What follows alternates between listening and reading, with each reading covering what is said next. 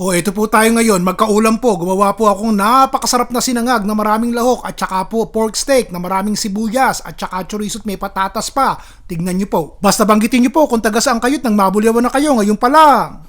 O pag mainit na, ilagay po natin itong ating chorizo. Sige po. Mga 2 minuto lang kasi luto na naman po itong aking chorizong ginagamit eh. Tamihan po natin ng bawang. Sige. Lagyan ko muna ng paminta itong ating 3 itlog ha. Patihin po natin yung 3 itlog. Sama na po natin sa ating chorizo at bawang. Tingnan yan, nilagyan ko ng konting tubig. Sige po, halo. Lagyan ko pa ng konting paminta ha. 2 kutsarang toyo. Sasama ko na po itong ating sinaing. Lalagyan ko na po ng sibuyas na mura. O di napakinabangan. Yan po ang ating chorizo fried rice. Ito po ang kusunod, ang ating pork steak na maraming sibuyas at patatas. Siguro mga 6 na kutsara po ito ng mantika. Ito po'y baboy, maninipis na hiwa ng baboy, pinukpok ko ng pinukpok, 2 kutsarang toyo, titik na asukal, kung ayaw nyo maglagay, okay lang po. Bigyan po natin ng kalamansi o kaya lemon. O siya, haluin po natin yan. Hindi ko masyado nilagyan ng toyo ha. Pag mainit na, ipiprito ko na po itong maninipis na hiwa ng baboy. O siya, tignan natin. Ayan, itataob ko na po ha. Isasama ko na rin itong patatas.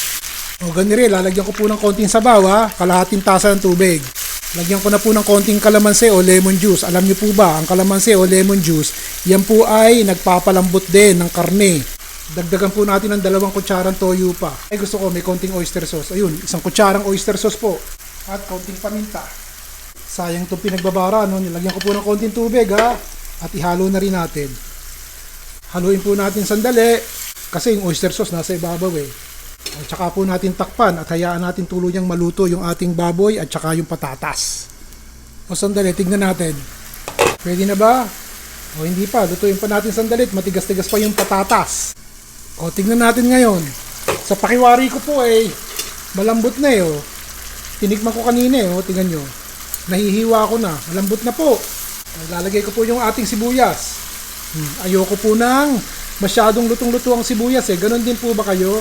Gusto ko yung kalahating luto lang, half cook. Lagay na po natin yung kinchay. Wala pong kinchay itong ulam na to, pero maganda sa camera kapag may kinchay eh. Tsaka po natin haluin. Nako, ang bango mga kaibigan. Tignan nyo nga ito oh. Parang pagkasarap-sarap.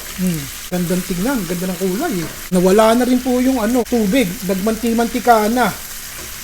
Okay ang pananghalian natin mga kaibigan. O ito, nagsangag tayo na may mga chorizo pa, maraming bawang.